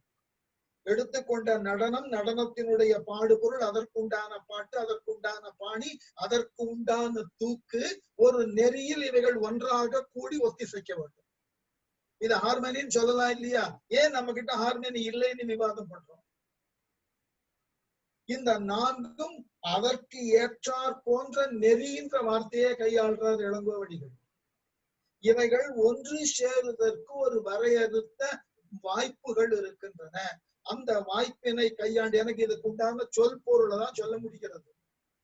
ஏனென்றால் இசைத்துறை என்னுடைய தாய்த்துறை அல்ல. என்னை பொறுத்த வரைக்கும் இசையில இருக்கக்கூடிய சொற்களுக்கு விளக்கம் தர முடியும். அதை முறையாக இசைத்து காட்டுன்னு கேட்டா உங்களுக்குதான் சோதனை, எனக்கு இல்லை. அதனால எனக்கு அது தெரியாது. ஆகவே இதுல இருக்கக்கூடிய விளக்கம் அதுதான். அந்த கூடிய நெறியின என்பது முன்னாடி சொல்லப்பட்ட கூத்து, பாட்டு, தாளம், தூக்கு தம்மில் கூடின நெறிகை உடைய அகக்கூத்து, புறக்கூத்து முதலாயினவற்றை கொளுத்தும் காலை. கொளுத்துதல் என்றால் செய்து காட்டுதல் அர்த்தம், செயற்படுதல் அர்த்தம். கொளுத்துதல், அவன் அறிவு கொளுத்தினான், அறிவை உண்டாக்கினான் அர்த்தம். அதுபோல் கொளுத்தும் காலை என்பது ஆட்டத்தை மேற்கின்ற பொழுது, அல்லது ஆடுவிக்கின்ற பொழுது, அல்லது ஆட்டுவிக்கின்ற பொழுது, எப்படி வேணா பொருள் இருக்கு. கொளுத்துதல் என்றால் இந்த நான்கினையும் கொண்டு ஒத்திசைந்து நடனத்தை செய்ய தொடங்குகின்ற பொழுது. இனிமேதான் அடுத்த சிக்கல், நடனத்தை சார்ந்த சிக்கல். பிண்டியும் பிணையலும் எழிற்கையும் தொழிற் காலை. இந்த ரெண்டு அடிகளுக்கு தான் விளக்கம். பிண்டி என்பது ஒற்றை கை. பிளவுபடுதலினால் பிண்டித்து இருத்தல், தனித்தனியா இருத்தல் அர்த்தம். பிணையல் என்றால் சேர்ந்து இருத்தல். பிணையல், பிணைத்துக்கொள், கையோடு கை பிணைத்துக்கொள். பிணைதல், பிணைந்திருத்தல். பூவுக்கே பிணையல்னு ஒரு பேர். ஒன்றோடு ஒன்று மலர தொடுத்து கொண்டே வர்றதுக்கு பேர் பிணையல்னு பேரு. அது போல சொற்களை ஒன்றோடு ஒன்று தொடுத்து பாட்டு எழுதினா பாட்டு புனைதல்னு பேரு. ஆகவே பிணைதல் என்றால் ஒன்றோடு ஒன்று சேருதல். அவர்கள் பிணைந்து இருக்கிறார்கள். இணை பிடியா ஜோடின்றத பிணைன்னு சொல்லுவோம். ஆகவே இந்த பாடலும் ஆடலும் தாளமும் தூக்கும் இவைகளை நிகழ்த்துகின்ற பொழுது என்னவாகும்? ரொம்ப அழகான விளக்கம் தரார் பாருங்க. இந்த விளக்கம் இன்றைக்கு நடன பள்ளியில இருக்கக்கூடிய ஒவ்வொருவரும் இந்த விளக்கத்தை தங்களினுடைய அடிப்படை நடன கூறாக கொண்டு நிகழ்த்த வேண்டும். எத்தனை பேர் அதை பின்பற்றுகிறார்கள்னு தெரியல. முற்கூறிய சொல் விகற்பமாகிய உச்சொல், புறச்சொல், ஆகாச சொல் என்னும் மூன்றினையும் அபிநயத்தோட நாட்டி செய்யும் இடத்து. மூன்று சொல்லு அபிநயத்துக்கு உட்படும். ஆகாசி சொல்லுக்கு அபிநயம் இல்லைன்னு சொல்லக்கூடாது. நம்ம இன்னைக்கு பெரும்பாலும் என்ன செய்கிறோம்? ஆகாசி சொல் வாய்ஸ் ஓவர் வரும்போது மேடையில பாத்திரங்கள் அப்படியே நிற்பது போல காட்சி அளிக்கிறோம். இல்ல, அவைகளுக்கும் அபிநயம் உண்டு. செய்யும் முறைமைதான் நான்கு வகைப்படும் அவை. கையும் கருத்தும் மிடரும் சரீரமும் என என்னை அவைதாம் கையே கருத்தே மிடரே சரீரம் என்று எய்த முன்பு அமைந்த இவையென மொழிப என்றாராகலின். இந்த மாதிரியான ஒற்றைக்கை இரட்டைக்கை செய்கின்ற பொழுது, அபிநயம் செய்கின்ற பொழுது எது இருக்கணும்? கை. உங்களால் காட்டப்படக்கூடிய கை செய்கை கருத்தோடு பொருந்தி இருக்கணும். அந்த கருத்தினுக்கு உரிய சொற்களை மிடற்று மூலமாக பாடக்கூடியவர்கள் மிடரு. அதற்கப்புறம் அதை வலித்தல் மெலித்தல் என்கின்ற சரீர சுகத்தினால் அதை காட்ட வேண்டும். இப்படி காட்டினால்தான் உங்களால் காட்டப்படக்கூடிய கை தொழிலானது தெளிவாக இருக்கிறது. இந்த நான்கினையும் உள்ளடக்கினது பின்னாடி சொல்ல போறார். இது எழில் கை, தொழில் கை, பொருள் கைன்னு மூணாவதா பிரிப்ப. அந்த பகுதி வரும்போது இன்னொரு ஒரு பக்கம் இருக்கு. அந்த பகுதிக்கு வரும்போது அந்த விளக்கத்தை பார்க்கலாம். ஆகவே இந்த ஒற்றை கை இரட்டை கைய மூன்றாக சொல்லலாம். ஒன்று எழில் கை, அழகாக செய்து காட்டுதல். இது தமிழ்ல எழில் கைன்னு சொல்றோம். வடமொழியில இதுக்கு பேரு நிறுத்த ஹஸ்தங்கள்னு பேர். தொழில் கை என்றால் ஏதாகிலும் ஒரு பொருளை எடுத்து விளக்குவதற்காக செய்யக்கூடிய கை செய்கை. இதற்கு பெயர் அபிநய ஹஸ்தங்கள்னு பேர். ஒற்றை கை நிறுத்த ஹஸ்தம் உண்டு, ஒற்றை கை அபிநய ஹஸ்தம் உண்டு, இரட்டை கை நிறுத்த ஹஸ்தங்கள் உண்டு, இரட்டை கை அபிநய ஹஸ்தங்கள் உண்டு. இந்த இரண்டினுக்கும் மேலாக பொருட்கை என்கின்ற ஒரு கையை அடியார்க்கு நல்லார் பின்னர் விளக்க போகிறார்.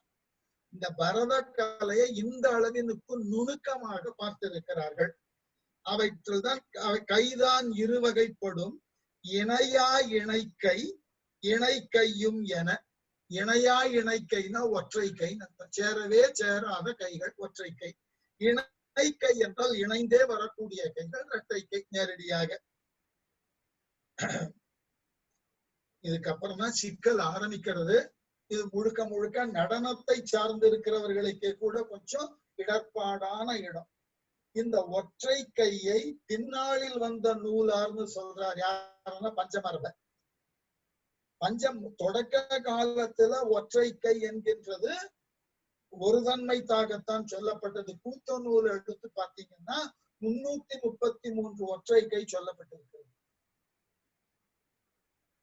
நம்மால அதை நினைவில் வைத்துக் கொள்ளுதலே கடிதம். 333 இரட்டை கை, 66 இரட்டை கைகள் சொல்லப்பட்டிருக்கின்றன.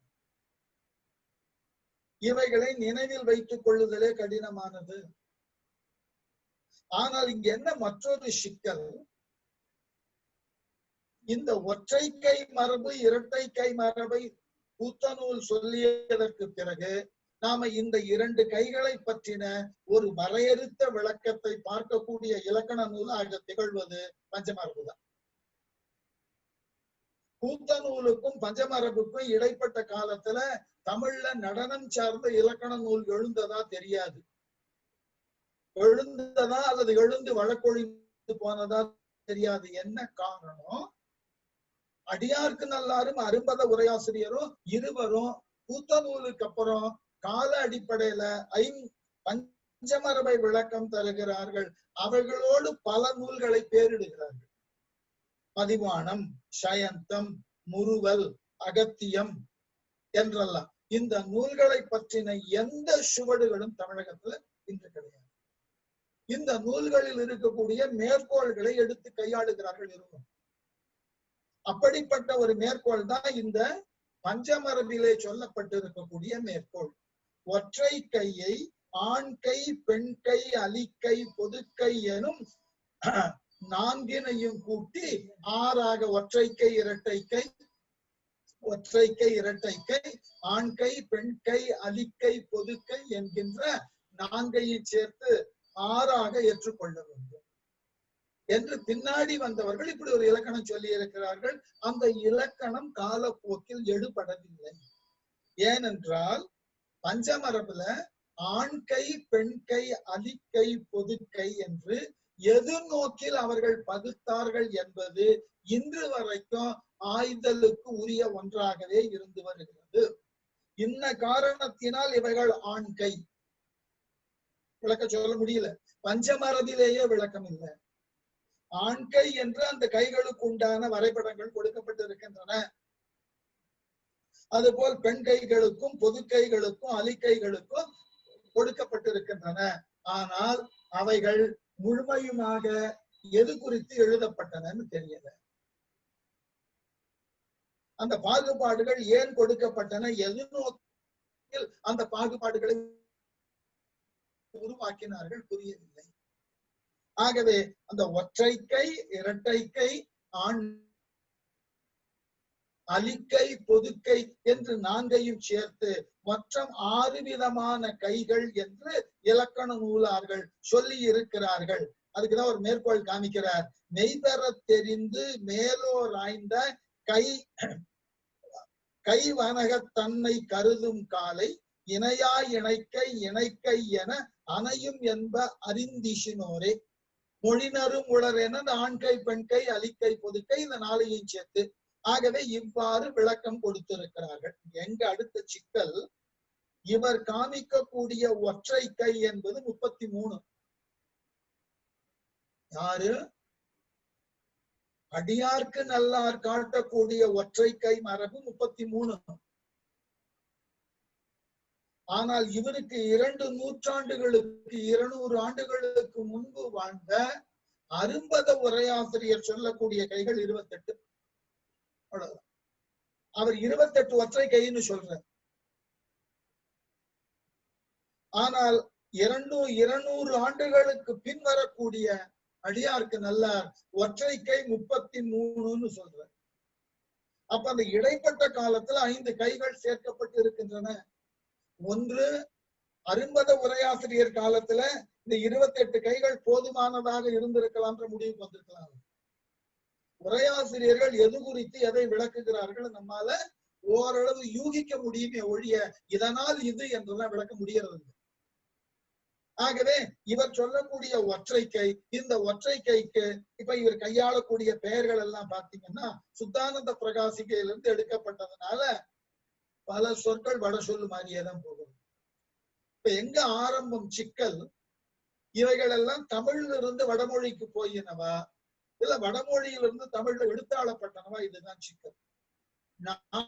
நான் ரொம்ப கருதக்கூடியது தமிழ் மண்ணில் இருந்துதான் இவைகளுக்கு உரியனவாக வட சொற்கள் உருவாக்கப்பட்டு இருக்க வேண்டும்னு நான் நினைக்கிறேன்.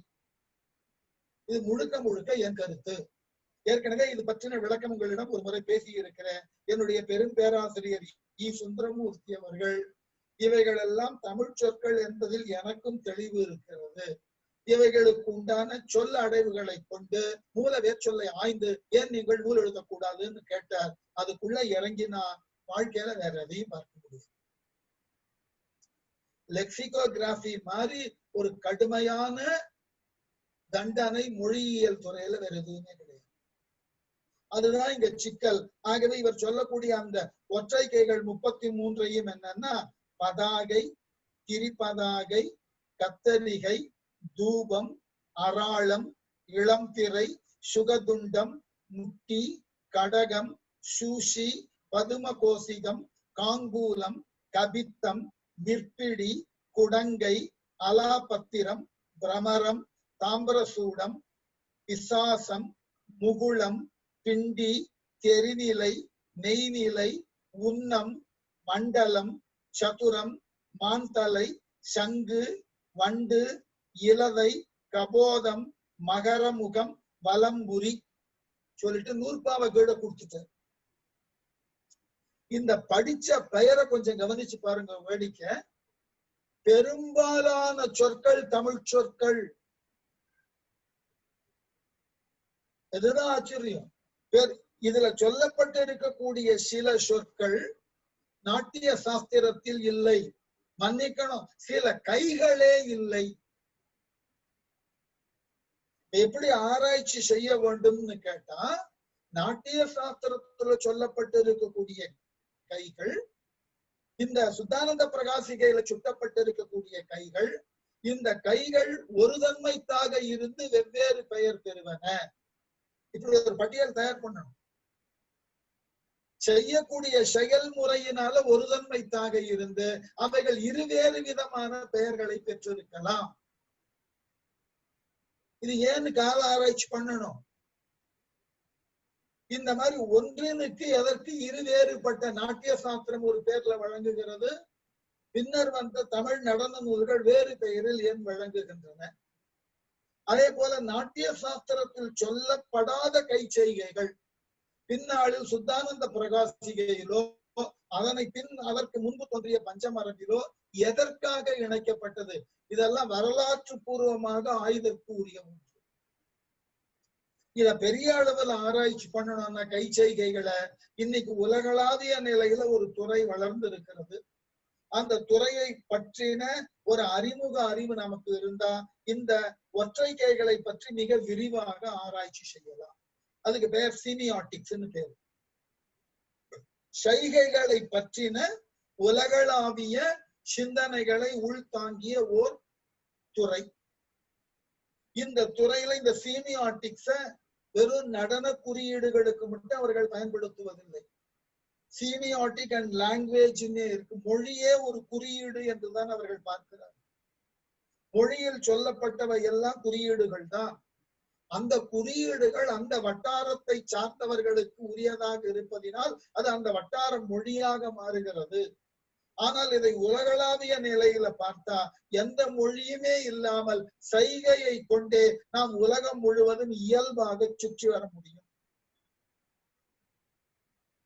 ஆகவே மனிதனுடைய அடிப்படை தேவைகளாக இருப்பான இன்ஸ்டிங்க்ட். இந்த 32ஐயும் குறிக்கிறதுக்கு செய்கை உலகளாவிய நிலையில ஒன்றாகத்தான் இருக்கிறதுன்னு நிரூபிக்கிறார். நீர் வேட்கை, பசி, இவையெல்லாம் உலக நாடுகள்ல எந்த மொழி பேசக்கூடியவர்கள் இடையே போனாலும் ஒரு தன்மைத்தான செய்கையை பார்க்க முடிகிறது. ஆகவே இந்த சீமியாட்டிக்ஸ் என்பது மனித குலத்தினுடைய தொடக்க காலம், இந்த பிரிமிட்டிவ்னு சொல்றோம் இல்லையா, அன்றைய காலகட்டத்தில் உருவான கை செய்கைகள் தான் இன்று வரை நம்மிடம் இருக்கிறது. இதற்கு வேடிக்கையாக மற்றொரு விளக்கம் தருவார்கள். நம்முடைய வீட்டுல இருக்கக்கூடிய அந்த 9 மாதம் 10 மாதம் அல்லது 1 வயது நிரம்ப பெற்ற பேச முயற்சி செய்யக்கூடிய குழந்தைகளை கொண்டு போய் எங்காகிலும் ஒரு பொது இடத்தில், பார்க் மாதிரி இடத்துல நிறுத்திப்பார்கள்.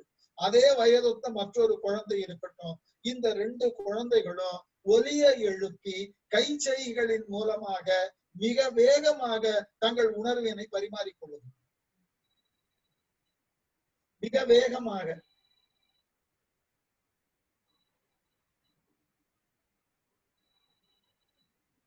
இதுக்கு என்ன காரணம்லாம் சொல்லல. ஏனென்றால் மொழியியலை இதை ஆராய்ச்சி செய்கிறார்கள். தொடக்க காலத்துல மனிதன் சைகையின் மூலமாகத்தான் எல்லா கருத்தினையும் பரிமாறிக்கொண்டிருந்திருக்கிறான். ஆகவேதான் காலம் காலமாக இந்த கை செய்கைகளினுடைய எண்ணிக்கை கூடவும் குறையவும் மாறிக்கொண்டே இருக்கும். இது ஒரு தன்மைத்தாக நிரந்தரமாக ஒன்றாக இருக்க வேண்டும் என்ற தேவையில்லை. ஆனால் ஏன் தேவையில்லை என்பதற்குண்டான காரணமாக ஆராயப்படும். இவைகள் குறையவோ கூடவோ செய்யலாம் என்பது உண்மை. ஏன் குறைந்தது, எதற்காக கூடுதலாக கருதப்படுகிறது என்கின்ற ஆய்வு நிச்சயமா தேவை. ஆகவே இந்த சித்தானந்த பிரகாசிகையிலிருந்து 33 கைகளுக்கும் எவ்வாறு செய்யப்பட வேண்டும் என்கின்ற நூற்பாவையும் அடியார்க்கு நல்லா பதிவிட்டிருக்கிறார். இது நடனத்துறையை சார்ந்து இருக்கக்கூடியவர்கள் இந்த நூற்பாவினை கற்று இதை தாங்கள் ஏற்கனவே கற்றிருக்கக்கூடிய அபிநய தர்ப்பணத்தோடும் நாட்டிய சாஸ்திரத்தோடும் ஒப்பிட்டு அதிலிருந்து இவைகள் எந்த அளவில் தனித்தன்மையோடு விளங்குகின்றன அல்லது இவைகளிலிருந்து அவைகள் ஏன் தனித்தன்மையோடு இருக்கின்றன என்பது போன்ற ஆய்வுகள். இதுல வேடிக்கை என்னவென்றால், சொல்லப்பட்ட இந்த நூற்பாக்கள்ல எல்லாம் தமிழ் நூற்பாக்களாக இருக்கின்றன. என்றால் 1 2 கழித்து காட்டுகிறேன் பாருங்க. பதாகை 4 விரலும் தம்முள் ஒட்டி நிமிர பெருவிரல் குஞ்சித்து நிற்பது என்னை பதாகை என்பது பகரும் காலை பெருவிரல் குஞ்சித்து அளவிரல் 4 மருவி நிமிரும் மரபிற்று என்ப. இது எங்க வட சொல்லு இருக்கு? அடுத்த நூற்பா பாருங்க. திரிபதாகை திரிபதாகை தெரியும் காலை அரை பதாகையின் அணிவிரல் முடக்கி அகுதாம் என மொழிவு அறிந்திசினோரே. இந்த அறிந்திசினோரே தெரிந்திசினோரேன்னு வந்தாலேயே அது தொல் தமிழ் நூற்பாயாக்கும். தொல்காப்பியத்துல பல நூற்பா இப்படித்தான் முடிஞ்சிருக்கு. ஆகவே இந்த அளவினுக்கு தெளிவான தமிழ்ல அந்த விரல்களுக்கு கூட அணிவிரல், சிறுவிரல், நடுவிரல், சுட்டு விரல், பெருவிரல் என்று தெளிவான தமிழ்ல தான் விரல்கள் சொல்லப்படுகின்றன. அது வளைந்து என்பதை குஞ்சித்து, வளைந்துன்னு கூட எழுதல, நிமிர்த்தி நேராக நிற்றல்னு கூட சொல்லல, நிமிர்த்தி. இது போன்றதாகிய சொல்லடைவுகளை பார்க்கின்ற பொழுது தொல் தமிழ் நூல்கள்ல நடனம் பற்றின ஒரு வரையறுத்த பரவலான பெரும் சிந்தனை இருந்ததுன்னு தெரியும். இதுல நிறைய விளக்கங்கள் போகிறது. இந்த ஒற்றை கை மரபுல சில ஒற்றை கைகள் 3ஆக திரிந்து நிற்கும், சில ஒற்றை கைகள் 2ஆக திரிந்து நிற்கும். இந்த ஒற்றை கை மரபை சொல்லிவிட்டு 33 பிண்டிக்கை என்று கொள்கன்னு சொல்லிட்டு இரட்டை கையை சொல்லுகின்ற பொழுது அது 15 ஆனால் 13 என்று அடியார்க்கு நல்லாருக்கு முன்பு வந்த அரும்பத உரையாசிரியர் 13 தான் சொல்றார். ஆனா இவர் 15 என்று சொல்லுகிறார். இந்த 15 எதுன்னா அஞ்சலி, புஷ்பாஞ்சலி, பதுமாஞ்சலி, கபோதம், கற்கடகம், சப்திகம், கடகாவருத்தம், நிடதம், தோரம், உச்சங்கம், புஷ்பபுடம், மகரம், சயந்தம், அபயவர்த்தம், வர்த்தமானம் என்றிவை 15. ஆனால் இதுல சொல்லாத சில கைகள் பஞ்சமரபு பேசுகிறது. சிலந்தின்னு ஒரு கையை பேசுகிறது. ஆச்சரியமான செய்தி.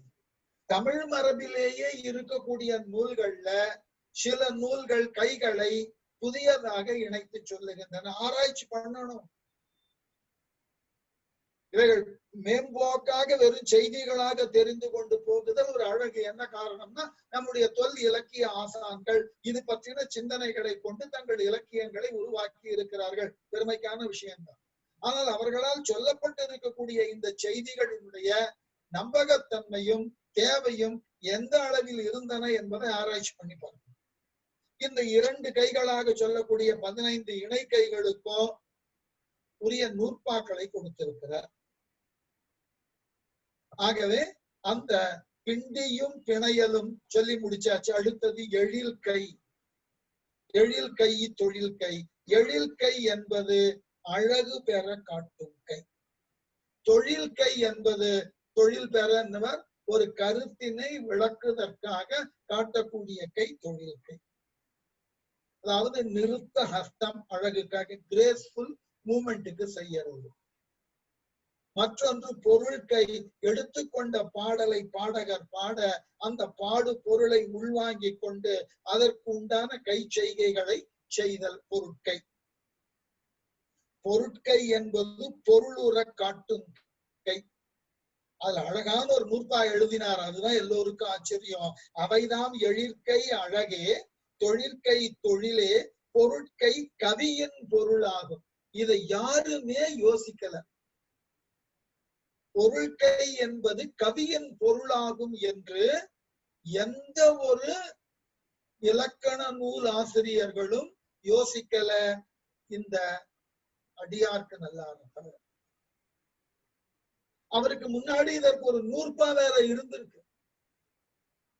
பொருளுற காட்டும் கை. இப்ப உதாரணம் என்ன அப்படின்னாக்க, இப்ப ஒற்றை விரலை காண்பித்தோம் என்று கேட்டால் நடனத்துல இதற்கு ஊசி முகம்னு தமிழ்ல சொல்லிடுவோம், வடமொழியில சூசி என்று சொல்வார்கள். அப்ப நீங்க இப்படி காண்பிக்கிறீர்கள் என்று சொன்னால் இதற்கு உண்டான பொருள் பல இருக்கு.